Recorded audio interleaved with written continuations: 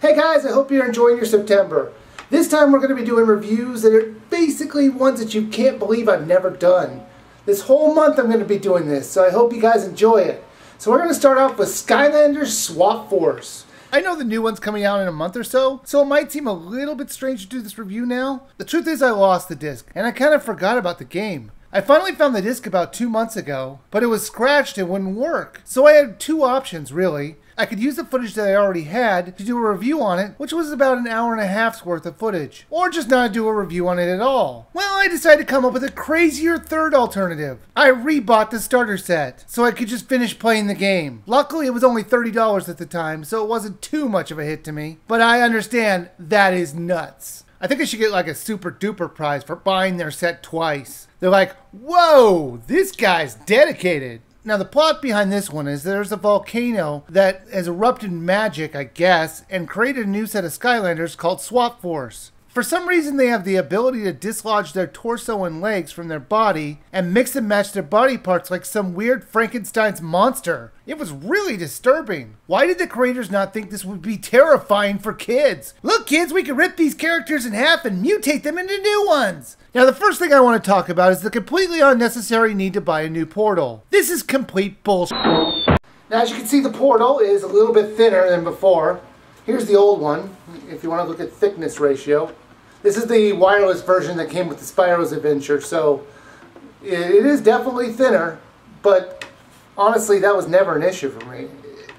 I would prefer it to be wireless again and be not as thin. I mean, if I had a choice, because while this is a very long cord, it doesn't beat wireless. Because wireless, this thing worked perfectly, and I wish that they would bring it back. The previous game, Skylanders Giants, didn't need to worry about buying a new one, and that's what should have happened in this game. However, you could say that the swap mechanic wouldn't read with the old portal, and that's why they needed a new portal of power for the players. At least they're not making us buy a new portal for this new game that's coming out in October, because that would just be crazy and an insult to the people who, oh, you've gotta be kidding me.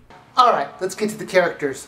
Now, this one is based on these, on these Skylanders characters. Look at them, Swap Force. Why are they Swap Force? Because the bottoms and tops come off. I hope I can find that piece. Now, you can swap them like this, and it becomes a completely new character. And you just put them on the portal, and you can upgrade their abilities from their tops and their bottoms.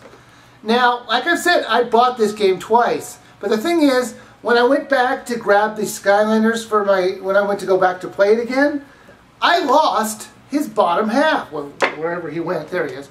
His bottom half. So all I had was his top half and this Skylander. So I got like two of these guys somewhere around here. So there he is. Okay, there. I got two of these guys and only one and a half of these guys. The problem with this is that it doesn't do as well for holding as like these Skylanders, because these ones are durable. They hold up. In fact, I have Skylanders from my first generation. I think it's first generation. You can always tell by the bottoms, just so you know. If you want to know which generation you're on, just look at the bottoms. You see different colors. This orange means second generation. That one that just fell on the ground is first. There. And blue is third.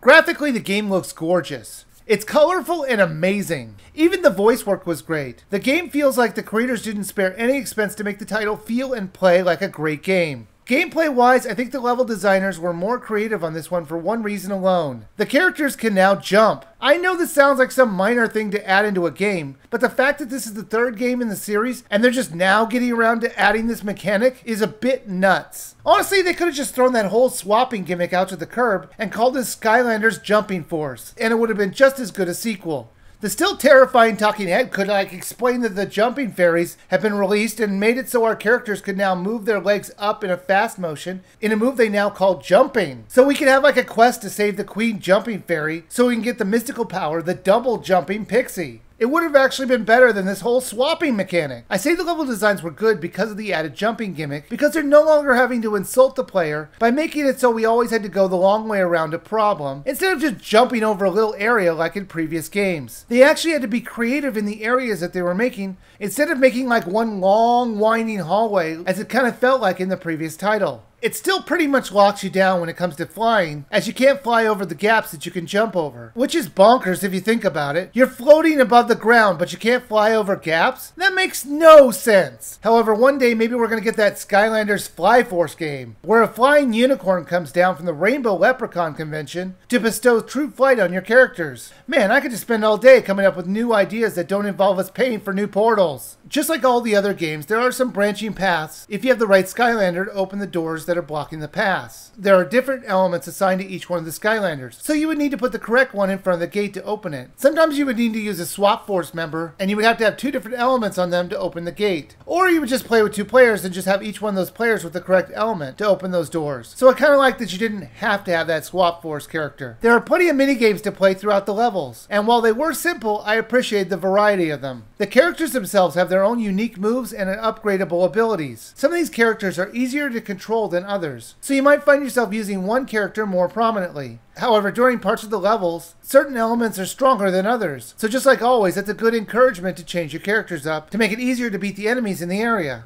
Also, your characters will level up and gain more health and other attributes as you gain the experience from beating enemies through the levels. It's fairly easy to level up, so it kind of encourages you to swap out Skylanders to get maximum levels on them all. The gamepad will show you the stats of your character or the goals of the level, which there are a lot of. If you're one of those type of people who like to do 100% to games, there's a lot for you to do in this title. You can play the game alone or with a friend. You can swap out characters on the fly on the same portal, and a second player can easily drop out of a game anytime they want. If you get tired of the story mode, you can always play a battle or challenge area mode. Challenge mode has you fighting off enemies alone or with a friend. Unfortunately, for some reason, the publishers decided to lock off all these challenges until you get to a certain part of the story, or you'll unlock that part. I hate it when they do this. At least leave one challenge open. We're paying for this game, twice in some cases. We should be able to play at least one of the challenges. There is also a battle mode, which is unlocked from the start. You can play it in a normal fight till the other guy's health is gone, or in a ring out mode, which lets you do a lot of damage on the other guy, but all that matters is if the other character falls off the battle arena. Skylanders Swap Force was a good game. As much as I hated buying a new portal, and how much I disliked the long-term viability of the Swap Force characters themselves,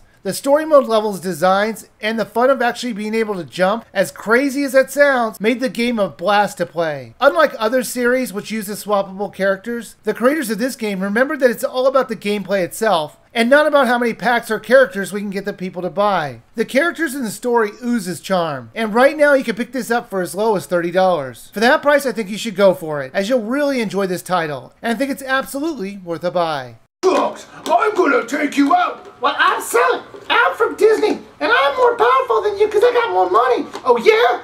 I have laser blasters! Oh! Disney's Infinity goes down in flames! Oh, that's right. We're awesome. We're awesome. We're awesome. Yeah! Buy me now! Well, that was my long overdue review of Skylanders Swap Force. Why don't you check out my previous review of Poker Dice Solitaire Future. It's just as dumb and crazy as it sounds. Or you can check out my previous review of Skylanders Giants. Like always, thanks for watching and please subscribe.